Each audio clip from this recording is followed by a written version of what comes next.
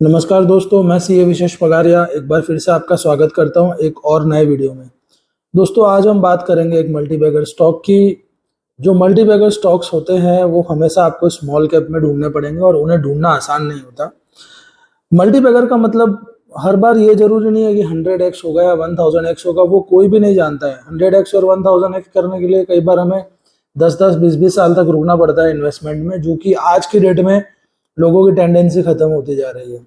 So better है कि हम 5x या 10x अगर हो सकता हो स्टॉक 5 ईयर्स में, ऐसे स्टॉक्स हमें ज़्यादा ढूंढने चाहिए, क्योंकि अब धीरे धीरे लोगों का टेम्परामेंट वैसा ही होता जा रहा है।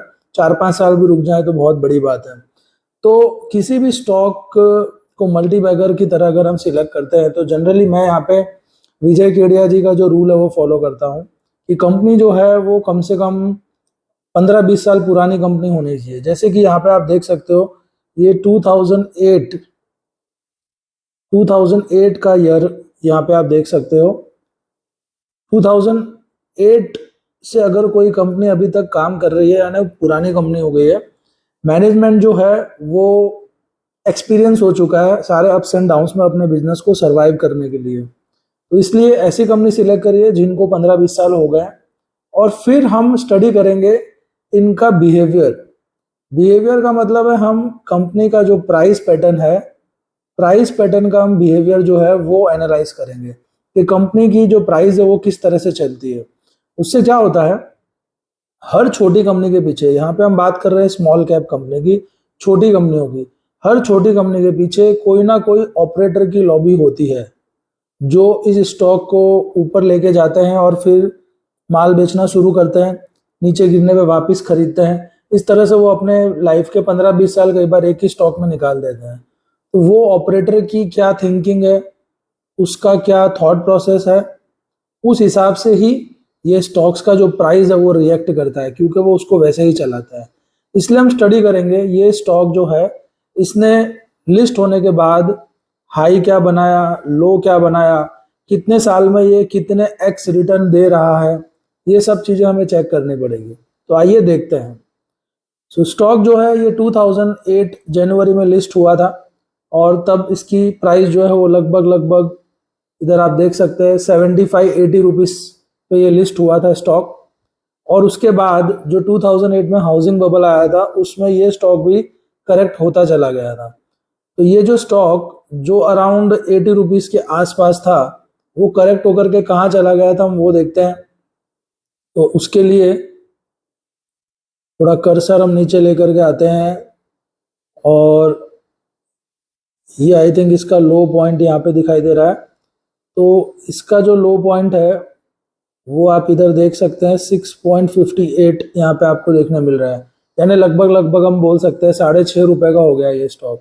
तो जो स्टॉक 75-80 रुपीज से 7 रुपए के आसपास आ गया, मतलब लगभग आप बोल सकते हो 90% का करेक्शन हो गया इसके अंदर। यानी जिसने यहाँ पे अगर खरीदा होगा उसका तो पूरा बंटा धार हो गया होगा। और दोस्तों, स्मॉल कैप में इसीलिए पैसा कमाना आसान नहीं है, क्योंकि स्मॉल कैप के जो शेयर्स हैं वो 50% तो नॉर्मल करेक्शन है उसमें, कई बार ये 80% 90% करेक्ट हो जाते हैं, और वहां पे आप उम्मीद ही छोड़ दोगे। कंपनी के फंडामेंटल सेम होंगे फिर भी आपके पास अब उम्मीद नहीं रहेगी, होप्स नहीं रहेगा कि ये इन्वेस्टमेंट को होल्ड करूं या नहीं। तो ऐसा ही देखने मिला इस शेयर के साथ, ये यहाँ पे कहीं आ गया था 7-8 रुपए का। उसके बाद क्या हुआ वो देखते हैं। तो पहला करेक्शन जो देखने मिला लिस्टिंग के बाद वो लगभग 90% का करेक्शन हमें यहाँ पे देखने मिला। उसके बाद क्या हुआ वो देखते हैं। उसके बाद ये स्टॉक जो है इसने हाई बनाया, ये यहाँ पे जो इसने लो क्रिएट किया था वहां से फिर ये गया और इसने एक ये हाई यहाँ पे क्रिएट किया। अब ये हाई जो है ये हम अगर देखें तो ये लगभग 25 रुपए का हाई है। तो स्टॉक जो है वो 7 रुपए से 25 रुपए तक का इसने सफर जो है तय किया, 7 रुपए से 25 रुपए तक का, जो कि लगभग आप बोल सकते हो 3.5x जैसा रिटर्न इसमें बना। लेकिन ये सब में कितना टाइम लगा वो भी देखना पड़ेगा। तो यहाँ पे जो बॉटम क्रिएट हुआ था लगभग वो 2009 मिड में क्रिएट हुआ, और ये जो टॉप बना वो लगभग 2011 से पहले हो गया, यानी विद इन 2 ईयर्स इसने 3.5x एक बार करके दिया। उसके बाद वापस इस स्टॉक में करेक्शन चलता रहा, ये आप देख सकते हैं यहाँ पे स्टॉक करेक्ट होता रहा और करेक्शन होकर के इसका जो प्राइस है वो अगेन इधर मैं अगर देखूं तो 6.61 के आसपास आ गया। इसका जो प्राइस है वो लगभग इधर यहाँ पे 6.61 के आसपास आ गया। ये जो हमें एरिया दिख रहा है ये एरिया लगभग 6-7 रुपए के आसपास है। तो इसका जो प्राइस है वो वापस वहीं पे आ गया, ऑलमोस्ट 7 रुपए के आसपास आ गया था। फिर क्या हुआ वो जर्नी हमें देखनी पड़ेगी। तो उसके बाद में इधर ये जो आप देख रहे हो ये होता है एक्यूमुलेशन फेज। प्राइस गिरने के बाद जब इस तरह से कैंडल्स बनती है इसका मतलब ऑपरेटर्स जो है वो शेयर्स बाई कर रहे हैं। आप लोगों ने शायद इंटरव्यू सुना नहीं होगा लेकिन केडिया जी अपने एक इंटरव्यू में बोलते हैं कि मुझे इतनी ह्यूज क्वांटिटी में शेयर्स खरीदने होते हैं कि उनको खरीदने के लिए मेरे को कम से कम कई बार 6 मंथ से 1 ईयर लगता है। 6 मंथ से 1 ईयर यानी कि उनको इतने शेयर्स लेने होते हैं कि उन कंपनी में पोजीशन बनाने के लिए उनको लगभग 1 ईयर का टाइम लग जाता है, तब जाके उनका कोटा पूरा होता है। तो जब तक ऐसे बड़े लोगों की खरीदी पूरी नहीं होगी तब तक शेयर ऊपर कैसे जाएंगे। स्मॉल कैप शेयर्स में आप हमेशा देखोगे इस टाइप का पीरियड 10-10, 12-12, 15-15 महीने कई बार चलता है जहां पे एक्यूमुलेशन हो रहा होता है 15, 20, 25% की रेंज में और उसके बाद में शेयर्स भागने शुरू होते हैं। तो उसके बाद आप देख सकते हो ऐसी बड़ी कैंडल्स बननी शुरू हो जाती है। तो उसके बाद ये शेयर्स जो है ये शेयर कहाँ तक गया हम वो देखते हैं। तो ये जो पीरियड था ये लगभग 2013 का पीरियड था जब इस शेयर ने 6 रुपए का बॉटम बनाया अगेन और फिर इसने यहाँ पे हाई क्रिएट किया।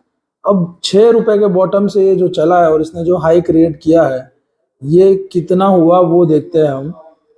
तो इस कैंडल पे अगर मैं लेकर के आता हूँ कर्सर तो हाई हम देख सकते हैं यहाँ पे 189 का हाई इसने बनाया है। तो 7 रुपए की चीज जो थी 7 रुपए की चीज वो हो गई 189। 2013 में 7 रुपए का था और लगभग 2015 में 189 का हो गया। यानी अराउंड 2.5 ईयर्स में 7 रुपए से 189। ना 7 रुपए से 189 मतलब आप समझ सकते हो ये ऑलमोस्ट जो है ये share 25x almost 25x return दे चुका था उस टाइम पे। सो स्मॉल कैप की ये ब्यूटी है। अगर आप स्मॉल कैप में डरते नहीं हो, खड़े रहते हो, प्रॉपर एवरेजिंग करते हो तो इस तरीके से बहुत ही ह्यूज रिटर्न जो है वो हमें स्मॉल कैप शेयर से मिल सकते हैं। आइए आगे देखते हैं फिर क्या हुआ। 189 पे जाने के बाद क्या हुआ। तो 189 पे जाने के बाद फिर से इस शेयर में एक करेक्शन शुरू हुआ। ये करेक्शन का फेज अगेन ये एक्यूमुलेशन का फेज। तो हर बार की कहानी है ये एवरी टाइम होता है। इसको कुछ लोग अपने महंगे कोर्स में फ्लैट पैटर्न भी बताते हैं। आपको जैसे समझना आप समझ सकते हो, मैं यहाँ पे आपको फ्री में ज्ञान दे रहा हूँ। तो ये करेक्शन के बाद एक्यूमुलेशन फेज आता है। अगेन ये एक्यूमुलेशन फेज आया और एक्यूमुलेशन फेज के बाद क्या हुआ, वापिस शेयर जो है ऊपर जाना शुरू हो गया और इसने नया हाई क्रिएट किया। दोस्तों मल्टी बैगर में हमेशा वो शेयर्स चूज करने चाहिए जो एवरी टाइम गिरते तो हैं, गिरेंगे तो सारे शेयर्स, कोई बचेगा नहीं, लेकिन फिर वो वापस नया हाई क्रिएट करे। तो हमारे पास एक उम्मीद बनी रहती है कि लास्ट टाइम जो प्राइस गया था उससे अब और ऊपर जाना चाहिए। तो ये प्राइस कितनी थी हम वो देखते हैं और इसका करेक्शन कितना हुआ वो भी हम चेक करते हैं। तो बेसिकली ये शेयर करेक्ट हो करके आई थिंक ये इसका लो पॉइंट था कहीं पे, जो कि अराउंड 41 रुपीज के आसपास दिख रहा है हमें। हाँ 40 रुपए के आसपास दिख रहा है। तो ये शेयर ने 40 रुपए का लो बनाया अराउंड 2016 में। 2016 में इसने 40 रुपए का लो बनाया। तो गिरावट भी फटाफट 1-1.25 साल में खत्म हो जाती है। फिर इसने हाई क्या बनाया वो चेक कर लेते हैं। तो हाई मेरे को यहाँ पे इसके अंदर जो दिख रहा है वो इधर दिख रहा है ये हाई। हालांकि इधर एक अच्छी रैली हो गई थी, थोड़ा करेक्ट हुआ, लेकिन फाइनली हाई इधर बना है तो मैं उसी को कंसिडर करूंगा। पहले भी निकल गए होते तो भी अच्छा पैसा बनता, कोई दिक्कत नहीं है। तो ये हाई जो है ये कितना है, तो ये हाई 333 का है। इधर आप देख सकते हैं 333 का हाई बनाया है इस शेयर ने। सो 40 रुपीज का इसका लो था अराउंड 41 का, वहां से ये 333 तक आया। तो 40 से 333 यानी ऑलमोस्ट ये आप 8x से 9x बोल सकते हो। इसने इस बार 8x 9x करके दिया। सो बेसिकली फर्स्ट राउंड में जब ये गिरा था तो 3x हुआ था, सेकेंड राउंड में जब ये गिरा था तो 25x हुआ, थर्ड राउंड में जब ये गिर के ऊपर आया तो 8x बना। इस तरीके से ये शेयर्स जो है कामकाज करते हैं। अब आप बोलोगे हमें कैसे पता चलेगा बॉटम और टॉप क्या है? डेफिनेटली हमें नहीं पता चलेगा, पर जब 3x बना था उसमें से हमारा टारगेट ये रहेगा कि भाई हम 2x निकाल लें, क्योंकि बॉटम टॉप हमारे हाथ में नहीं होगा। फिर जब 25x बना था, मान लीजिए आप बहुत ही खराब बॉटम और टॉप प्रिडिक्ट करते हैं, पर क्या आप 10x नहीं निकाल सकते? 25x में से 10x तो निकाला जा सकता है। फिर जब इसने 8x दिया, मान लीजिए अगेन आप उसमें से 5x से निकाल पाए। तो इस तरीके से पहले आपने 2x किया अपने मनी को, फिर आपने 10x किया, फिर आपने 5x किया, तो कुल मिला के अगर आप यहाँ पे देखो तो 100x अमाउंट हो जाता है। और ये सब हुआ 2009 से लेकर के ये सब हुआ है 2016 2018 तक में, यानी लगभग 9 इयर्स हम कह सकते हैं यहाँ पे। तो 9 इयर्स के ड्यूरेशन में एक ऐसा शेयर जिसका नाम किसी को पता भी नहीं है, उसमें भी अगर हम मनी रोटेट करते हैं तो 100x वेल्थ क्रिएट होती है। अब आप बोलोगे ये सब तो हो गया सर, ये ज्ञान क्यों दे रहे हो? तो अब क्या हो सकता है वो बताइए। तो आइए समझते हैं अब क्या हो सकता है। उसके बाद हुआ क्या? उसके बाद कोरोना वायरस का पीरियड आने वाला था, उसके पहले ये शेयर काफी गिर चुका था यहाँ से, और कहीं ना कहीं इधर एक्यूमुलेशन भी चल रहा था। लेकिन शेयर ऊपर जाए, ऑपरेटर शेयर को ऊपर भगाए, उसके पहले कोरोना वायरस का फॉल आ गया। तो ये शेयर यहाँ पे गिर रहा था कोरोना वायरस से पहले, ऊपर भी गया, लेकिन कोरोना वायरस के फॉल में इसने ये रेड कैंडल बनाई। अब देखिए यहाँ पे क्लियरली पता चलता है कि ये जो एक्यूमुलेशन का फेज था, इस फेज के बाद ऑपरेटर शेयर को वापस ऊपर ले जाने के लिए पूरा तैयार था। आप ध्यान से देख सकते हो ये इतनी ग्रीन कैंडल्स बन भी गई थी, लेकिन कोरोना वायरस का फॉल अचानक आ गया जो कि एक्सपेक्टेड नहीं था, तो ये रेड कैंडल बनी। और उसके बाद में वापस ऑपरेटर ने जैसे ही मार्केट नॉर्मल हुआ संभाल लिया और इसको ऊपर ले जाना शुरू कर दिया। तो ये होता है सर, इस तरह से चार्ट रीडिंग की जाती है और बहुत आसान है, कोई इसमें दो राय नहीं है। तो इसने बॉटम कहाँ बनाया हम वो देखते हैं। तो बॉटम मुझे ये पूरे में दिख रहा है, इस कैंडल पे कहीं बॉटम बना है यहाँ पे। तो ये यहाँ पे क्या प्राइस थी वो हम चेक करेंगे। तो चेक करते हैं यहाँ पे लो प्राइस, तो लो प्राइस 59 रुपीज दिख रहा है, यानी हम 60 रुपीज पकड़ के चल सकते हैं कि इसने 60 रुपीज का लो बनाया। तो आप देख सकते हैं ये इस कैंडल पे इधर हमने देखा था कुछ 331 था, 331 से 60 हो गया। मतलब मुझे तो क्लियरली दिख रहा है ये शेयर जो है, इसकी टेंडेंसी है, जो भी इस शेयर को चला रहे हैं उनकी टेंडेंसी है कि वो 80% करेक्ट कर देते हैं इसको टॉप से। चलिए, तो 60 रुपीज पे पहुंचा। 60 रुपीज के बाद ये कहाँ गया वो देखते हैं। 60 रुपीज के बाद ये हाई पे हाई लगाता चला गया, ये इधर से चलता रहा ये शेयर, और यहाँ तक इसने अपना अच्छा खासा हाई बनाया। अब इस पॉइंट पे इसका हाई क्या था हम वो चेक करेंगे। तो इसका हाई इस पॉइंट पे था 605, यहाँ पे आप देख सकते हैं 605। तो जो 60 रुपए का शेयर था वो हो गया 605। 2018 में 60 रुपए का था और 2022 तक ये इसको 605 तक लगा, यानी 3 to 4 ईयर्स में इसको 10x अगेन कर दिया ऑपरेटर ने। अब आप दोस्तों समझ सकते होंगे जिनके पास बहुत पैसा है, जो एक छोटी कंपनी के शेयर्स को मैनिपुलेट कर सकते हैं कुछ लोग मिलके, वो किस तरह से सिर्फ एक ही कंपनी में अपने पूरी जिंदगी के 20-25 साल निकाल के अपना पैसा कैसा मल्टीप्लाई कर सकते हैं। मैंने आपको 100x तो बताया ही था इस शेयर में, 2016 तक हो गया था और 22 तक इन्होंने एक 10x और कर दिया। तो बेसिकली जो ऑपरेटर इसके पीछे लगा हुआ है वो इसमें आराम से अपना पैसा जो है पिछले 15 साल में 1000x कर चुका है। और 1000x क्या चीज होती है ये आप खाली कैलकुलेटर पे कैलकुलेट करके देखिएगा कि अगर आपका 10 लाख 1000x हो जाए सिर्फ 10 से 15 साल में, तो आपका जीवन कहाँ पे होगा। अब अगेन करेक्शन आ गया इसमें, यहाँ पे इसने टॉप बनाया और उसके बाद फिर ये करेक्ट होना शुरू हो गया। तो कितना करेक्शन हुआ क्या हुआ वो हम चेक करेंगे। तो ये देखिए टॉप तो हमने देखा था यहाँ पे अभी, राइट, जो कि अराउंड 600 रुपीज के आसपास का टॉप था। और उसके बाद ये जो करेक्शन हुआ, करेक्शन होकर के बॉटम क्या बना है वो भी हम देख लेते हैं। तो बॉटम जो है यहाँ पे लो प्राइस में देखता हूँ तो लो प्राइस मुझे दिख रही है 190 की। ठीक है, यानी ये 600 रुपए का जो शेयर टॉप बना रहा था अभी 2022 में, 2023 तक में ये लोग इसको 190 तक ले आए। तो 600 का 190 हो गया है शेयर, मतलब सिर्फ 30% वैल्यू रह गई इसकी। 30% वैल्यू का मतलब है इस शेयर में 70% करेक्शन हो चुका है। और अभी आपने क्या देखा था पास्ट में, ये शेयर कई बार 90% करेक्ट हुआ अपने टॉप से, कई बार 80% करेक्ट हुआ, कई बार 70% करेक्ट हुआ, कई बार 60% करेक्ट हुआ। ये क्या बताता है, ये इस शेयर का एक बिहेवियर बताता है कि इसका एक बिहेवियर है कि इसको 60 से 90% तक करेक्ट होना ही है, ये इसका बिहेवियर है। तो हमें ऐसे शेयर्स में एंट्री कब लेनी चाहिए? हमें ऐसे शेयर्स में एंट्री तब लेनी चाहिए जब अच्छा खासा करेक्शन हो जाए, मोर देन 50 या 60% ये करेक्ट हो जाए।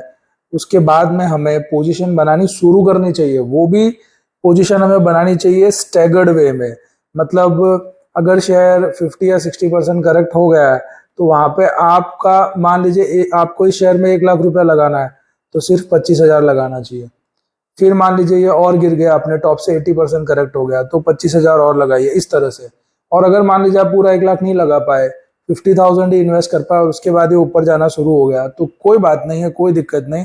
50,000 पे तो आपको रिटर्न मिलेगा ही, और बाकी जो रुपए आप इसमें इन्वेस्ट नहीं कर पाए हैं, रिमेनिंग मनी, वो आप कोई और स्टॉक पे इन्वेस्ट कर सकते हैं। पैसा कभी भी खाली नहीं रहता है, आपको कोई और अच्छा स्टॉक मिल जाएगा। तो कंपल्सिव बाइंग करने की जरूरत नहीं है, इस तरीके से काम करके भी हम इसमें पैसा बना सकते हैं और यही सही तरीका होता है इन्वेस्टमेंट का। मैं विजय केडिया को काफी फॉलो करता हूँ और मैंने सुना है वो भी इसी तरीके से बाई करते हैं। पहले एक स्मॉल क्वांटिटी बाई करते हैं वो, फिर जब वो शेयर काफी गिरता है देन वो अपनी क्वांटिटी थोड़ी सी इंक्रीज करते हैं, फिर जब वो और बहुत गिर जाता है तब वो बिग क्वांटिटी में बाई करते हैं। और ये सब तभी हो सकता है जब आपको कंपनी के फंडामेंटल पे विश्वास हो, नंबर 1। दूसरा, आपने कंपनी का 20 इयर्स का या 15 इयर्स का बिहेवियर जो है वो पूरा चेक कर लिया है कि ये कंपनी किस तरह से कामकाज करती है। अगर आप कंपनी का फंडामेंटल एनालिसिस करना जानते हो और आप कंपनी का बिहेवियर चेक करना जानते हो over the long period of time, company के जो चार्ट्स हैं वो किस तरह से बिहेव करते हैं, तो आप एक बहुत बढ़िया इन्वेस्टर बन सकते हो। मैंने तो ये मुहिम छेड़ दी है और मैं ऐसे शेयर्स ढूंढ रहा हूँ जिनमें मैं बड़ी पोजीशंस बनाऊं और जिनमें मैं अपना पैसा मल्टीप्लाई करवाऊं, और मैं चाहता हूँ आप लोग भी जुड़ें, इसीलिए मैं ये शेयर करता हूँ। मैं अपनी बात बता रहा हूँ, इन्वेस्ट करना नहीं करना सेबी की गाइडलाइंस है, तो मैं किसी को कंपल्सिव बाइंग के लिए बोल नहीं सकता हूँ, वो आपका अपना निजी डिसीजन है। I am not influencing you. वैसे भी मैं सेबी रजिस्टर्ड एडवाइजर नहीं हूँ। अब क्वेश्चन आता है कि मुझे क्यों इस शेयर में अब इंटरेस्ट आ रहा है। इंटरेस्ट इसलिए आ रहा है सर क्योंकि ये यहाँ से करेक्ट हो चुका है, लगभग लगभग 70% का करेक्शन आ चुका है और करंट मंथ की जो कैंडल है वो ग्रीन कैंडल बन रही है। अगर आप ध्यान से देखें तो टॉप बनाने के बाद ये जो रेड कैंडल बनी थी, ये 2 ग्रीन कैंडल उसके ऊपर क्लोज नहीं हो पाई, उसके बाद में भी कंटिन्यू रेड कैंडल्स बनती चली गई, स्टॉक नीचे आता चला गया। बीच बीच में ग्रीन कैंडल आई थी, जैसे ये ग्रीन कैंडल भी आई थी, लेकिन ये प्रीवियस रेड कैंडल के ऊपर क्लोज नहीं हो पाए। लेकिन इस महीने की जो कैंडल अभी तक बनी है वो कैंडल ने एक नया काम किया है, इतने महीने बाद इस रेड कैंडल के ऊपर जाके क्लोज हो रही है। अभी तक क्लोज हुई नहीं है, हो सकता है मंथ एंडिंग तक ये ग्रीन वापस रेड हो जाए और नीचे गिर जाए। इसलिए डिसीजन जो लेना होगा वो मंथ एंड हो जाने के बाद लेना होगा। अगर ऐसी कोई ग्रीन कैंडल बनी रहती है और ऊपर चली जाती है तो ये एक सिग्नल होता है कि ऑपरेटर ने बाइंग करनी शुरू कर दी है। लेकिन ये बहुत ही बड़ा पेशेंस गेम होता है क्योंकि अभी 1 साल से तो प्राइस गिर रही थी, अब बाइंग शुरू होगी तो जरूरी नहीं है प्राइस सीधी ऐसे ही ऊपर चली जाए। हमने पास्ट चार्ट्स भी देखे हैं इसके, पूरे चांस है कि आने वाले 8-9 महीने तक कैंडल्स इसी तरह से इसी रेंज में ऐसे बनती रहे, थोड़ी ऊपर थोड़ी नीचे, एक रेंज बन जाएगी। उस रेंज में ऑपरेटर जो है वो माल एक्यूमुलेट करेगा, जब उसका पेट भर जाएगा फिर वो इसको ऊपर ले जाना शुरू करेगा। तो ये जो गेम होगा यहाँ से कम 3 से 4 साल का गेम होगा और हर बार ये नया हाई बना रहा है। अब इस बार कितना एक्स बनेगा वो तो हमें पता नहीं है, ठीक है, लेकिन जिस तरह से हम पास्ट देख रहे हैं उसके हिसाब से लगता है कम से कम 5x तो जाना ही चाहिए, क्योंकि 10x 8x बार बार हो रहा है इस शेयर में, तो कम से कम 5x तो जाना ही चाहिए। तो एक रूल आप ये बना सकते हो कि जैसे ये 3x होगा आप अपना कैपिटल निकाल लीजिए, मतलब आप 1/3 निकाल लीजिए, तो आपका कैपिटल फ्री हो जाएगा। तो बाकी का जो 2/3 आपका पैसा पड़ा होगा उसको आप राइड कीजिए। जब ये 5 या 6x हो तो अगेन आप 50% निकाल लीजिए। फिर अगर ये मान लीजिए और ऊपर जाता है, 10x हो जाता है, तो जो बचा है उसका 50% और निकाल लीजिए। तो अगर आप इस तरह का रूल यूज करोगे कि 3x के बाद हर 2-3x पे आप 50-50% रिलीज करते रहोगे, राइट, तो आप राइड को एंजॉय भी करोगे शेयर की, और लास्ट में अगर आपके हाथ में कुछ शेयर्स बचेंगे तो बहुत स्मॉल क्वांटिटी होगी जो कि आपके बुक्ड प्रॉफिट से बहुत ही छोटा होगा, राइट। इस तरीके से इस शेयर में किसी भी मल्टीबैगर शेयर में कामकाज किया जा सकता है।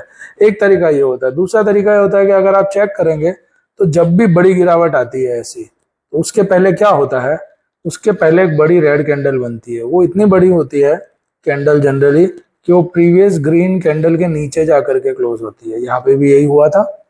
ऐसे पैटर्न्स जब हमें देखने मिलते हैं, ऐसे पैटर्न्स जब एक red candle previous green candle के ओपनिंग के नीचे जाके क्लोज हो, तो वो साइन होता है कि यहाँ पे अब जो स्मार्ट मनी है वो स्टॉक्स को ऑफलोड करना शुरू कर रहा है। तो आप ऐसा ही कर सकते हो कि जब जब ऐसा पैटर्न बने तब तब आप अपना 50%, 60%, 70% जो भी निकालना हो वो निकाल सकते हो, लाइक दैट। तो दोस्तों आइए देखते हैं इसके फंडामेंटल्स कैसे हैं इस शेयर के। फंडामेंटल्स की बात करें उसके पहले मैं आपको बता दूं, शेयर का नाम है यूनाइटेड ड्रिलिंग। बहुत ही पुरानी कंपनी है, इंजीनियरिंग इंडस्ट्रियल इक्विपमेंट बनाती है ये कंपनी। ऑयल एक्सप्लोरेशन के लिए जो इक्विपमेंट्स की ज़रूरत होती है वो बनाना इनका काम है। और कंपनी जो है रिसेंटली 190 रुपीज़ तक गिर गई थी, जो कि हमने चार्ट्स पे देखा, और इसी साल इसने 578 का हाई भी बनाया था, तो काफ़ी करेक्ट हो चुका है। अभी 243 पे ट्रेड कर रहा है। कंपनी का पी रेशियो 32 के आसपास है, जबकि सेक्टर का 17.66 है। तो सेक्टर के पी रेशियो से कंपनी महंगी है, लेकिन चार्ट्स पे हम देख चुके हैं काफ़ी करेक्ट हो चुका है, तो मैं इसको इतनी इंपॉर्टेंस नहीं दूंगा। बुक वैल्यू सिर्फ 2 टाइम्स है, जो कि ज़्यादा नहीं है। डिविडेंड यील्ड 0.86 है, अगेन थोड़ा बहुत डिविडेंड भी दे रही है, जो कि अच्छी बात है। मार्केट कैप 494 करोड़ है, स्मॉल कैप कंपनी है, 500 करोड़ की है केवल ये कंपनी। उसके अलावा कंपनी की अगर हम डिलीवरी वॉल्यूम एनालिसिस देखें तो कंपनी में 61% कंपनी में 61% डिलीवरी ली गई है पिछले एक महीने में। 50% के ऊपर डिलीवरी है, इसका मतलब लोगों को कंपनी में काफ़ी विश्वास है। ट्रेडिंग कम हो रही है और इन्वेस्टमेंट ज़्यादा हो रहा है। कंपनी का जो रेवेन्यू है वो 73 करोड़ हुआ करता था, और अब कंपनी 164 करोड़ तक पहुंच चुकी है। तो रेवेन्यू इंक्रीजिंग है कंपनी का ओवरऑल। लास्ट 3 साल का तो क्लियर कट इंक्रीजिंग रेवेन्यू दिख रहा है, which is again a good sign. Net profit भी जो है कंपनी का वो कभी 12 करोड़ हुआ करता था, जो अब 50 करोड़ तक पहुंच चुका है। तो अच्छा खासा प्रॉफिट कमा रही है कंपनी। ईपीएस भी बढ़ता जा रहा है, 25 रुपए तक पहुंच गया है। आरओई जो है वो भी कंपनी 20-21% का आरओई कर रही है, which is again very good. FD से 3 टाइम्स है। और डेट इक्विटी बहुत इंपॉर्टेंट है, वो देख लेते हैं क्या है। तो कंपनी का जो डेट इक्विटी वो 0.14 हुआ करता था, जो अब 0.07 हो गया। मैनेजमेंट इसको कंसिस्टेंटली रिड्यूस कर रहा है, जो कि एक बहुत अच्छी साइन है। मैनेजमेंट का लॉन्ग टर्म व्यू है इस कंपनी पे, ऐसा हम मान सकते हैं। तो दोस्तों ये था कंपनी का fundamental financial point of view से। अब हम देखेंगे कि कंपनी जो है इसके शेयर होल्डिंग पैटर्न क्या है, क्योंकि शेयर होल्डिंग पैटर्न भी बहुत इंपॉर्टेंट है। प्रमोटर्स कितना स्टेक लेकर के बैठे हैं वो जानना बहुत ज़रूरी है।